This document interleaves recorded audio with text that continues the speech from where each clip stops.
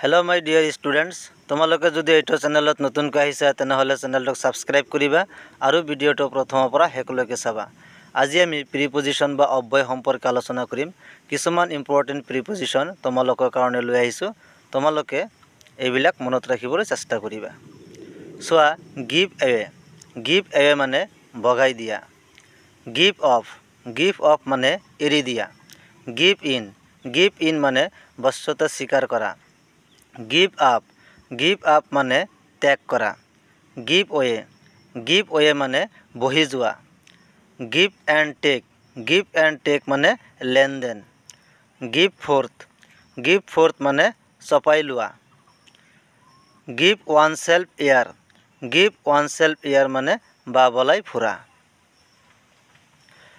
তাৰপিছত চোৱা give out মানে প্ৰকাশ কৰা। গিভ চেছ মানে পাছে পাছে খেদা। গিভ গ্ৰাউণ্ড মানে পিছ হুহুকি যোৱা।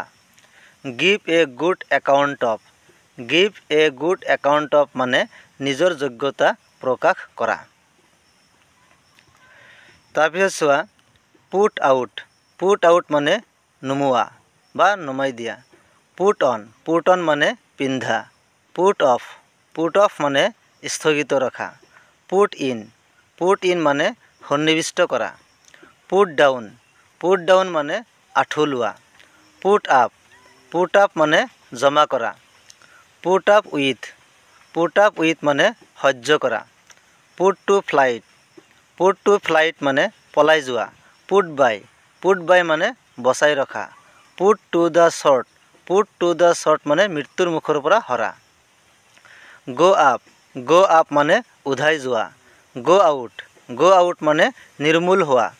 গো অফ মানে আঁতৰি যোৱা। গো থ্ৰ মানে খৰচি মাৰি চোৱা। গো অন মানে গৈ থকা।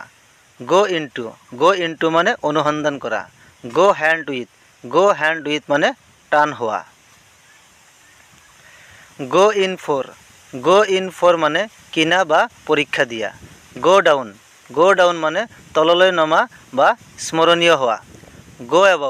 গো এবাউট মানে প্ৰবৃত্ত হোৱা। গো টু ডগছ মানে নষ্ট হোৱা। গো বাই মানে অলক্ষিতে পলোৱা। গো বেক আপন মানে কথা দি ৰাখিব নোৱাৰা। গো এহেড মানে আগবঢ়া। গো ফৰ মানে আক্ৰমণ কৰা। তাৰপিছত চোৱা লুক আফটাৰ মানে যত্ন লোৱা। লুক আপ টু মানে এইটো যত্ন লোৱা। লুক ডাউন আপন মানে উপেক্ষা কৰা। লুক আপ মানে মুখলৈ চাই থকা। লুক ফৰ মানে আশা কৰা। লুক থ্ৰ মানে আঁতিগুৰি মাৰি চোৱা। লুক ফৰৱাৰ্ড টু মানে প্ৰতীক্ষা কৰা। লুক শাৰ্প মানে সোনকাল কৰা। লুক অভাৰ মানে পৰীক্ষা কৰা। লুক ইনটু মানে তন্নকৈ চোৱা। লুক আউট মানে সতৰ্কতা। লুক ব্লু মানে গৰ্ব কৰা। তাৰপিছত চোৱা গেট ডাউন মানে নমা। গেট এবাউট মানে ঘূৰা ফুৰা। গেট আপ মানে উঠা। গেট থ্ৰ মানে সফল হোৱা। গেট অফ মানে পলোৱা বা মুক্ত কৰা। গেট আউট মানে বাহিৰ কৰি দিয়া। গেট ইন মানে ভিতৰত সোমোৱা।